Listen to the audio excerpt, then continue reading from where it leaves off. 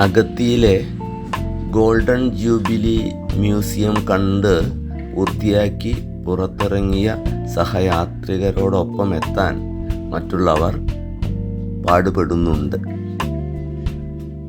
ഈ ദ്വീപിലെ ഓരോ ബീച്ചിൻ്റെയും പ്രത്യേകത വളരെ ശാന്തമായ കടൽ തീരങ്ങളാണ്.